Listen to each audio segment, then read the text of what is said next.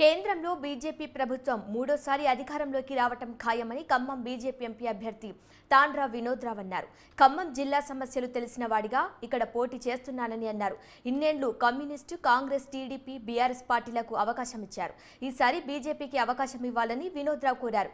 ఇప్పటికే ఖమ్మం జిల్లా అభివృద్ధికి కేంద్ర ప్రభుత్వం వేల కోట్ల నిధులు కేటాయించారని, తాను గెలిస్తే ఖమ్మం జిల్లాలో ఉన్న యువత కోసం ఉపాధి అవకాశాలు కల్పిస్తామని, సేంద్రియ వ్యవసాయం కోసం కృషి చేస్తామని, అయోధ్య నుండి భద్రాచలం వరకు కారిడార్ తీసుకువస్తానని తాండ్ర వినోద్రావు అన్నారు.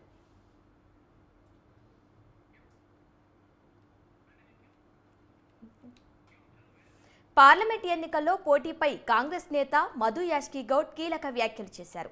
హైదరాబాద్లోని గాంధీ భవన్లో మీడియా ప్రతినిధులతో చిట్చాట్ నిర్వహించారు. మునుగోడ ఎమ్మెల్యే కోమటిరెడ్డి రాజగోపాల్ తనను భువనగిరి ఎంపీగా పోటీ చేయాలని అడిగినట్లు తెలిపారు. అయితే తనకు భువనగిరి నుంచి పోటీ చేసే ఉద్దేశం లేదని క్లియర్గా చెప్పానని స్పష్టం చేశారు. తెలంగాణ వస్తే ఎస్సీ, ఎస్టీ, బీసీలదే రాజ్యాధికారం అనుకున్నాం, కానీ గత 10 ఏళ్ల పాలన అందుకు భిన్నంగా జరిగిందని అన్నారు.